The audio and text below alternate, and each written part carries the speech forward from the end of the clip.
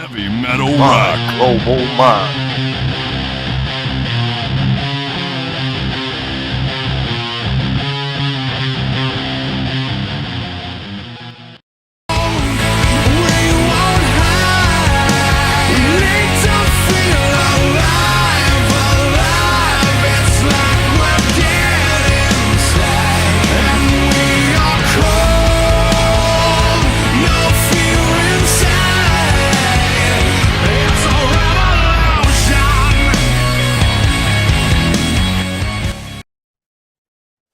Hi, I'm Robert Cavuto, and today you're listening on My Global Mind. We're speaking with Terry DeWit of Deepfall to discuss the band's new 5-song EP, Revolution. Terry, welcome, and thank you so much for taking the time to speak with me today. I appreciate it. Hey, man, thank you so much for having me. Glad to be here. Great CD, or great EP, I should say. Thank you. Really digging it. Thank you so much, man. Appreciate that. I don't have a release date. When are you guys expecting to release it? We haven't actually picked a release date yet. We're kind of going back and forth on that still, to just be honest about it. So it's definitely going to be probably end of September, October. It might even be after Halloween at this point. So it'll be fallish. We'll call it fallish. It's a powerful CD, and you have a tremendous voice. Well, thank you, sir. I appreciate that very much. Really good. You know, I'm not that familiar with the band. Tell me a little about the origins and the background of how you guys got together. Sure. Deepfall had another singer before last year. So I joined the band in 2020, I believe it was. So 2021, last year, sorry. And that was about this time, about fall time. I think we went down to record with Michael Elvis Baskette in October. So it's, just about a year I've been in it. So before me, they did tours with Hell Yeah, Alter Bridge. They did a couple dates with Sevendust. And then, after I joined the band and they went their separate ways for whatever reasons, we had about a month and a half. I had to write these songs with these guys and go down and record them. But it was an amazing experience. It's music's amazing like that, where you can kind of just get yourself into it and kind of immerse yourself in it. And I love to write. So it was an enjoyable, crazy, wild ride, I guess we'll call it. Yeah. Was this written during the pandemic? Definitely some. It was definitely during. I don't even know if the pandemic's over. every day I see something about it, man. I don't know. So I guess I think everybody was still kind of under the mask mandate thing. So it was definitely still thriving. Mm-hmm. But it was weird because they were starting to reduce things here and there. But yeah, for sure. So you guys are, I guess, writing it all separately, and then you came all together in a room to record with Elvis? We had a guitar player that was from LA, and he came down here, and him and I really hashed out some of the ideas together. And then obviously we got together as a group as much as we could before we went down there. Yeah. So we had the demos and things like that to send out for the ideas and the concepts. That's great. How did you end up working with Elvis? He's an amazing producer, and he did a tremendous job on this. Yeah, he is. Basically, Tim King, who's the keyboard, we'll call him keyboard / nerd manager. We all need a wizard in our band, yes. And he's ours. So, his side hustle is managing the band. Yeah, basically. Poor guy. Yeah. But he made some contacts for that past tour, as I mentioned earlier, and got some contacts with some of the management from Alter Bridge and they set it up for us to go down there, which was really cool. But Elvis was amazing. What a talented dude, man. Unreal. What does he bring to the table when you're working with him and his ideas? His ideas are very creative, but it's just his demeanor and how he goes about things. I've worked with other producers, and some can be, they can be hard on you and tough on you. Some people react to that well, and some don't. Elvis has a very good way of kind of walking you through the steps and making you feel comfortable, and then okay to try new things. And you know what I mean? It's just it's that being comfortable aspect that I think the band really enjoyed. Yeah. I love what he's done with Alter Bridge, and he's done, I think, Mark Tremonti and Slash. So he's done a tremendous job, and I think he put the same, magic spell on you guys, because you sound great too. Well, thank you. Yeah, he's got that spell, that's for sure. Now, when you're relatively new to the band, when you're coming in to write these songs, are you guys working together? What the next album is going to sound like, or the EP is going to sound like, or what direction you're going with the songs? Do you guys sit down and talk about that in advance? We do talk about some of that stuff. We're writing right now and we're trying to figure all this stuff out because it's a different world. And now it's really different after what Yeah. we've experienced the last couple of years. So now that music is kind of back and seems to be full swinging again, there's just some other weird things like overbooking, and venues are booking out ways in advance now because Wow. everybody's ready to go back on tour. Wow, So I didn't know that.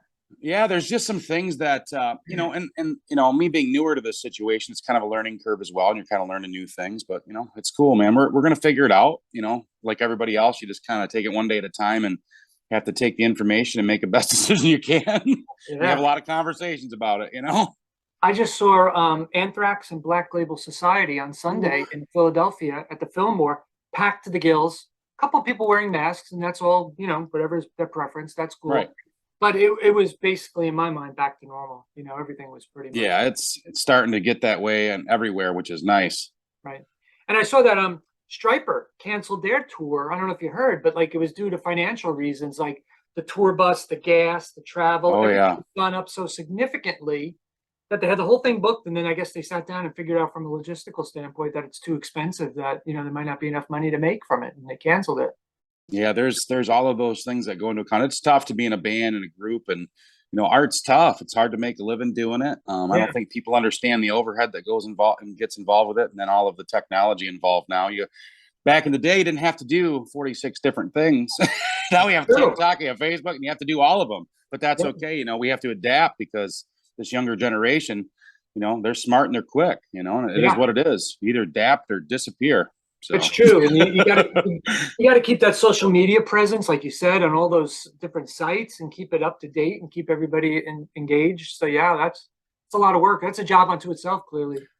It is, but it's also a neat thing where you can get your music out to everybody at one time. So it just depends on how you look at it. If you look at it in a good way, it can be fun. If you look at it negatively, it probably won't be so fun.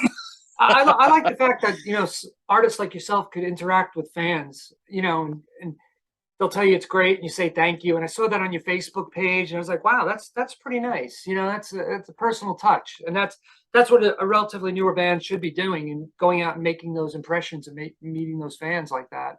Well, absolutely, man. I get asked all the time, what's your favorite thing about music? And it's changing somebody's life in a positive way. If you write a tune that resonates with somebody, that's why we do this. So, it's all about the people, and without them, you don't exist. And if you don't understand that, you got problems. I don't disagree. And I think, talk about resonating. I think Phantom was my favorite song off the EP. I thought it was great. What's the story behind that one? I got issues up here sometimes, so life is very mental. Yeah. Well, I wrote it about me passing away and overlooking my family as a phantom. So trying to tell my wife if something ever happens to me, it's going to be okay. I'm here. I'll always be here somewhere, one way or the other. So the lyrics were powerful, and it was actually one of the toughest songs I've ever written in my life, because I had to go to a place mentally that was tough. And after writing it and like playing it for my wife for the first time, she teared up and she's like, wow. But that comes from the heart, man. That's where I come from. So, and that's what I really liked about your music, was that honest approach. It was not contrived, and it was very, very personal. So I like that aspect of it. Thank you, man. I appreciate that. Yeah. And, it's funny you mentioned that. My wife goes to mediums every now and then, and the spirits will come to her family members, her parents, my parents, whatever the case may be. And the joke is that if I ever come to you, if I say anything about Fireball or smell of Fireball, I'm down below. That's awesome. Me. And if I say limoncello, I'm in heaven having a great time. That's awesome. I like that. Thanks for sharing that. It's funny. She comes back from these mediums, and we don't know what's true and what's not. So it's like, that's our code word, so it's kind of funny. Well, it's funny you say that it's true or not true, because that's exactly what Revolution's about, was the first song. Oh, really? We're living in a world now where nobody knows what's real and what isn't anymore. You can't believe anything you read, you see on TV. It's kind of not a great time. So that's kind of what this record was going for with that title track too. And we just dropped Into the Sun today, by the way. Brand new song just came out today, Into the Sun. So awesome. Yeah, it's so true. You listen to Fox News and you get one perspective. You listen to CNN, you listen to another. Nobody's biased. Nobody's giving you the honest approach. Everything has their personal spin to it. So kudos to you for nailing that in a song. It's awesome.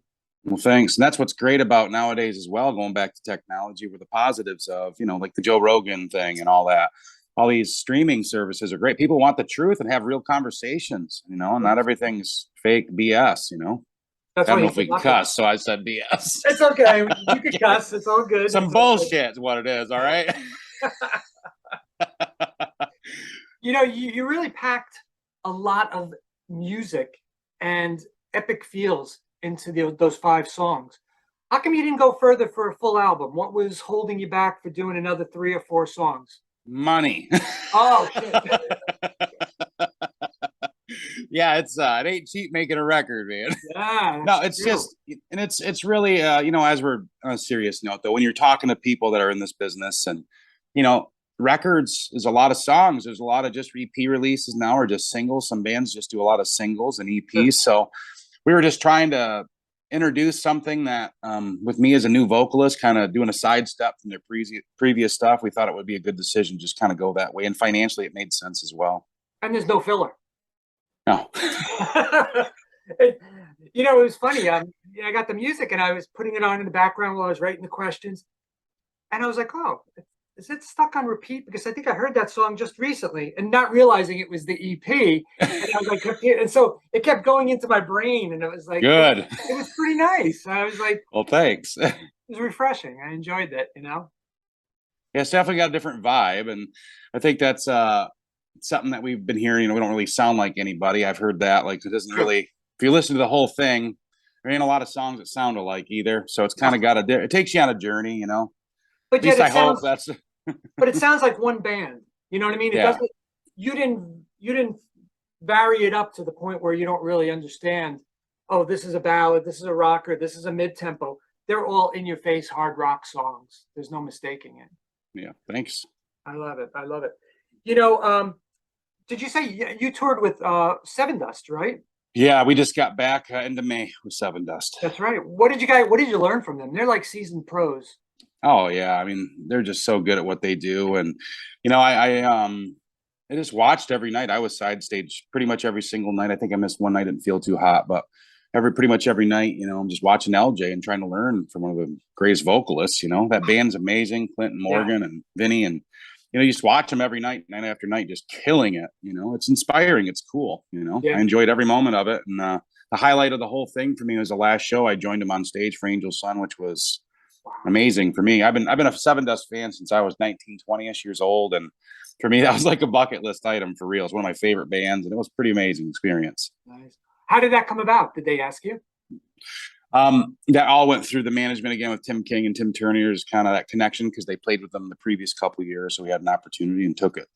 That's good. Absolutely. No, but how did the opportunity come to sing on stage? That was. Oh, I'm sorry. Yeah. I was like, when we first started, I introduced myself and I kind of fanboyed a little bit on LJ, I think. So I was like, and I was out back one night, we were just messing around, and I was like singing. He's like, "You want to sing with me?" And then, the couple weeks went by or whatever, and we talked about it a little bit, but I was standing side stage, and all of a sudden the song starts, and Clint walked over and kind of waved me on. I was like, "Whoa." So, it was awesome, man. It was awesome. It's one of the moments just like kind of out of body.